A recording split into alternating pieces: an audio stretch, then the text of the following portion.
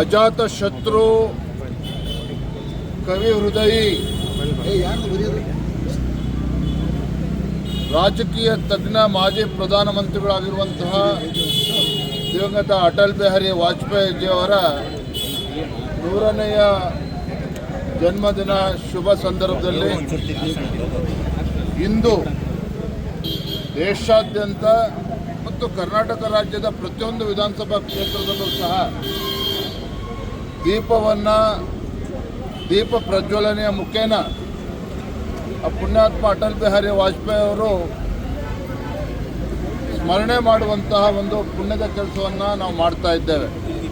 ನಮಗೆಲ್ಲ ತಿಳಿದಿದೆ, ಅಟಲ್ ಬಿಹಾರಿ ವಾಜಪೇಯಿ ಅವರ ಪ್ರಧಾನಮಂತ್ರಿ ಅವರ ಆಡಳಿತ ಅವಧಿಯಲ್ಲಿ ಯಾವ ರೀತಿ ದೇಶವನ್ನು ಮುನ್ನಡೆಸುವಂಥ ಕೆಲಸ ಮಾಡಿದ್ದಾರೆ. ಹಿಂದೆಂದೂ ಕೂಡ ಕಂಡರಿಯದಂತಹ ಗೋಲ್ಡನ್ ಕ್ವಾಡ್ರ್ಯಾಂಗಲ್ ರಸ್ತೆಗಳು, ಅದೇ ರೀತಿ ಸರ್ವ ಶಿಕ್ಷಣ ಅಭಿಯಾನ, ಪೋಖ್ರಾನ್ನಿಂದ ಹಿಡಿದುಕೊಂಡು ಇವತ್ತು ಯಾವ ರೀತಿ ಭಾರತವನ್ನು ಜಗತ್ತಿನ ಭೂಪಟದಲ್ಲಿ ಭಾರತ ಹೆಸರನ್ನು ಯಾವ ರೀತಿ ಪ್ರಜ್ವಲಿಸುವಂಥ ಒಂದು ಕೆಲಸವನ್ನು ಅಟಲ್ ಬಿಹಾರಿ ವಾಜಪೇಯಿ ಅವರು ಮಾಡಿದ್ದಾರೆ. ಇವತ್ತು ಅದನ್ನು ಯಾರೂ ಕೂಡ ಮರೆಯೋದಕ್ಕೆ ಸಾಧ್ಯ ಇಲ್ಲ. ಹಾಗಾಗಿ ಅಂತ ಒಬ್ಬ ಪುಣ್ಯಾತ್ಮನನ್ನು, ಒಬ್ಬ ದೇಶದ ಮಹಾನ್ ನಾಯಕನನ್ನು ಒಂದು ಸ್ಮರಣೆ ಮಾಡುವಂಥ ದಿನ ಇವತ್ತು. ದೀಪ ಪ್ರಜ್ವಲನೆ ಆಗಿದೆ. ನಾಳೆ ದಿನ ಇಡೀ ದೇಶಾದ್ಯಂತ ಸ್ಮರಣೆ ಮಾಡುವ ನಿಟ್ಟಿನಲ್ಲಿ ಕಾರ್ಯಕ್ರಮಗಳು ಕೂಡ ನಾವು ಆಯೋಜನೆ ಮಾಡಿದ್ದೇವೆ. ಬಾಂಗ್ಲಾದೇಶದಲ್ಲಿ ಹಿಂದೂ ಯುವಕನನ್ನು ಹತ್ಯೆ ಮಾಡಿದ್ದಾರೆ. ರಿಸಲ್ಟ್ ಭಾಳಷ್ಟು ದೊಡ್ಡ ಮಟ್ಟದಲ್ಲಿ ಕೂಡ ಚರ್ಚೆ ಆಗ್ತದೆ. ಅದಕ್ಕಿಂತ ಮುಂಚಿತವಾಗಿ ರಾಜ್ಯದಲ್ಲಿ ಬೇರೆ ಬೇರೆ ಜಿಲ್ಲೆಗಳಲ್ಲಿ ನಡೆದಂಥ ಒಂದು ಪಟ್ಟಣ ಪಂಚಾಯತಿ ಚುನಾವಣೆಯ ಫಲಿತಾಂಶ ಹೊರಗೆ ಬಿದ್ದಿದೆ.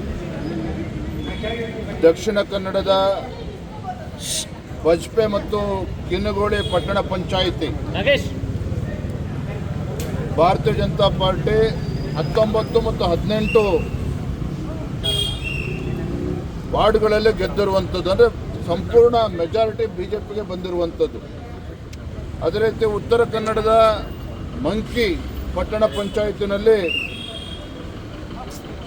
12 ಕ್ಷೇತ್ರಗಳಲ್ಲಿ ಭಾರತೀಯ ಜನತಾ ಪಾರ್ಟಿ ಗೆದ್ದಿರುವಂಥದ್ದು. ಬೆಂಗಳೂರು ಗ್ರಾಮಾಂತರದಲ್ಲೂ ಕೂಡ 19 ಕ್ಷೇತ್ರದಲ್ಲಿ 15 ಭಾರತೀಯ ಜನತಾ ಪಾರ್ಟಿ ಗೆದ್ದಿರುವಂಥದ್ದು. ಅದೇ ರೀತಿ ರಾಯಚೂರಿನ ತುರ್ವಿಹಾಳ ಪಟ್ಟಣ ಪಂಚಾಯಿತಿ 4 ಉಪಚುನಾವಣೆಗಳು ಅಲ್ಲೂ ಕೂಡ ಗೆದ್ದಿರುವಂಥದ್ದು. ಬೆಂಗಳೂರು ಗ್ರಾಮಾಂತರದ ಬಾಶೆಟ್ಟಿಹಳ್ಳಲ್ಲೂ ಕೂಡ ಭಾರತೀಯ ಜನತಾ ಪಾರ್ಟಿ ಗೆದ್ದಿರುವಂಥದ್ದು. ಒಟ್ಟಾರೆಯಾಗಿ ಇವತ್ತೇನು ಪಟ್ಟಣ ಪಂಚಾಯತಿಯ ಫಲಿತಾಂಶ ಬಂದಿದೆ, ದಕ್ಷಿಣ ಕನ್ನಡ ಇರ್ಬೋದು, ಉತ್ತರ ಕರ್ನಾಟಕದ ಮಸ್ಕಿ ಇರ್ಬೋದು, ಬೆಂಗಳೂರು ಗ್ರಾಮಾಂತರ ಇರ್ಬೋದು, ಉತ್ತರ ಕನ್ನಡ ಇರ್ಬೋದು, ಎಲ್ಲ ಪಟ್ಟಣ ಪಂಚಾಯತಲ್ಲೂ ಕೂಡ ಭಾರತೀಯ ಜನತಾ ಪಾರ್ಟಿ ಸ್ಪಷ್ಟ ಬಹುಮತವನ್ನು ಪಡೆದಿರ್ತಕ್ಕಂಥ ತುಂಬ ಸಂತೋಷವನ್ನು ತರುವಂಥ ವಿಚಾರ. ಜೊತೆಗೆ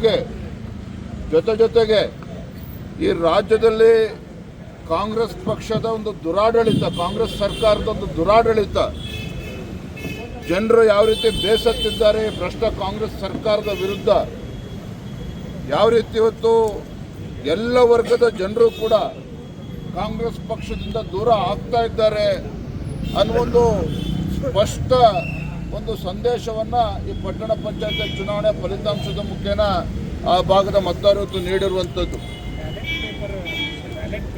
ಹಾಗಾಗಿ ಈ ನಿಟ್ಟಿನಲ್ಲಿ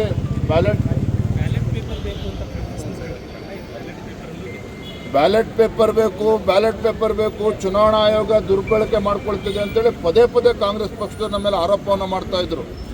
ರಾಹುಲ್ ಗಾಂಧಿಯಿಂದ ಹಿಡಿದು ಸಿದ್ದರಾಮಯ್ಯನವರು, DK ಶಿವಕುಮಾರ್ ಆದಿಯಾಗಿ ರಾಜ್ಯದಲ್ಲೂ ಕೂಡ ಇಲ್ಲಿ ನಾಟಕವನ್ನು ಮಾಡಿದ್ರು, ದೆಹಲಿಯಲ್ಲೂ ಕೂಡ ನಾಟಕವನ್ನು ಮಾಡಿದ್ರು.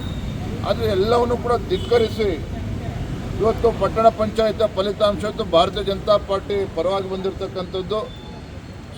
ಇದರಲ್ಲೇ ಗೊತ್ತಾಗ್ತದೆ ಯಾವ ರೀತಿ ವಾಸ್ತವಿಕ ಇದರಿಂದ ಯಾವ ರೀತಿ ಕಾಂಗ್ರೆಸ್ ದೂರ ಆಗ್ತಾ ಇದೆ, ಜನರಿಂದ ಯಾವ ರೀತಿ ದೂರ ಆಗ್ತಾ ಇದೆ ಅನ್ನುವ ಒಂದು ಸ್ಪಷ್ಟ ಸಂದೇಶವನ್ನು ಈ ಪಟ್ಟಣ ಪಂಚಾಯತಿಯಲ್ಲಿ ಮತದಾರರು ತೀರ್ಪನ್ನು ನೀಡಿರ್ತಕ್ಕಂಥದ್ದು. ಈ ಸಂದರ್ಭದಲ್ಲಿ ನಮ್ಮ ಎಲ್ಲ ಶಾಸಕರು, ಸಂಸದರು, ವಿಧಾನ ಪರಿಷತ್ ಸದಸ್ಯರು ಭಾಳ ಪ್ರಮುಖವಾಗಿ ನಮ್ಮ ಕಾರ್ಯಕರ್ತರಿಗೂ ಕೂಡ ಈ ಚುನಾವಣೆಯಲ್ಲಿ ನಮ್ಮ ಅಭ್ಯರ್ಥಿಗಳನ್ನು ಗೆಲ್ಲಿಸೋದಕ್ಕೆ ಹಗಲು ರಾತ್ರಿ ಶ್ರಮವನ್ನು ವಹಿಸಿರ್ತಕ್ಕಂಥ ನಮ್ಮ ಪಕ್ಷದ ನಿಷ್ಠಾವಂತ ಕಾರ್ಯಕರ್ತರಿಗೆ ನಾನು ಈ ಸಂದರ್ಭದಲ್ಲಿ ಅಭಿನಂದನೆ ಸಲ್ಲಿಸೋಕ್ಕೆ ಇಷ್ಟಪಡ್ತೇನೆ.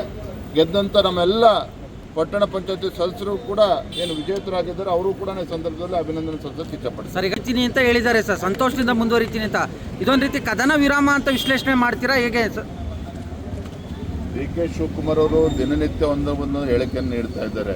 ಅದನ್ನು ಪ್ರತಿಕ್ರಿಯೆ ಕೊಡೋದಕ್ಕೆ ನಾವಿಲ್ಲ. ನಮ್ಮ ಪ್ರಶ್ನೆ ಇವತ್ತು ರಾಜ್ಯದ ಜನ ಇವತ್ತು ಈ ಅಯೋಗ್ಯ ಕಾಂಗ್ರೆಸ್ ಸರ್ಕಾರದ ವಿರುದ್ಧ ಅದು ಬೇಸತ್ತಿದ್ದಾರೆ.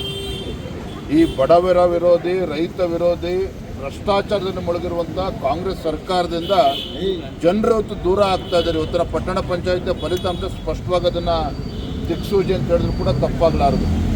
ನಮಗೆ ಯಾರು ಮುಖ್ಯಮಂತ್ರಿಯಾಗಿ ಇರ್ತಾರೆ, ಯಾರು ಮುಂದೆ ಬರ್ತಾರೆ ಅದೆಲ್ಲ ಪ್ರಶ್ನೆ. ಏನು ಕಾಂಗ್ರೆಸ್ ಪಕ್ಷ ಚುನಾವಣೆ ಸಂದರ್ಭದಲ್ಲಿ ಭರವಸೆಗಳನ್ನು ಕೊಟ್ಟಿದ್ರು, ಆ ಭರವಸೆಗಳನ್ನು ಈಡೇರಿಸುವಂಥ ಕೆಲಸ ಮಾಡಬೇಕು. ಇದು ಭ್ರಷ್ಟಾಚಾರ ಮುಳುಗಿರ್ತಕ್ಕಂಥ ಕಾಂಗ್ರೆಸ್ ಸರ್ಕಾರ ರಾಜ್ಯದಲ್ಲಿ ಗುಂಡಿಗಳನ್ನು ಕೂಡ ಮುಚ್ಚದೇ ಇರತಕ್ಕಂಥ ಒಂದು ಕೆಟ್ಟ ಪರಿಸ್ಥಿತಿಗೆ ಸರ್ಕಾರ ಬಂದಿರತಕ್ಕಂಥದ್ದು. ಹಾಗಾಗಿ ಏನೇ ಭರವಸೆಗಳು, ಎಲ್ಲ ಭರವಸೆಗಳನ್ನ ಈಡೇರಿಸಿದ್ದೇವೆ ಅಂತೇಳಿದ್ದು ಭಾಷಣ ಮಾಡ್ತಾರೆ ಸಿದ್ದರಾಮಯ್ಯನವರು. ಇವರ ಕಪಟ ನಾಟಕ, ಇದರಿಂದ ಜನರು ಬೇಸತ್ತಿದ್ದಾರೆ. ಅದನ್ನು ಈ ರಾಜ್ಯದ ಮುಖ್ಯಮಂತ್ರಿಗಳು ಕಾಂಗ್ರೆಸ್ ಸರ್ಕಾರ ಅರ್ಥ ಮಾಡ್ಕೋಬೇಕಾಗ್ತದೆ. Okay sir, thank you. ಹೆಚ್ಚಿನ ವಿಡಿಯೋಗಳಿಗೆ ಪ್ರತಿಧ್ವನಿ ಯೂಟ್ಯೂಬ್ ಚಾನೆಲ್ ಸಬ್ಸ್ಕ್ರೈಬ್ ಮಾಡಿ, ಬೆಲ್ ಐಕಾನ್ ಕ್ಲಿಕ್ ಮಾಡಿ.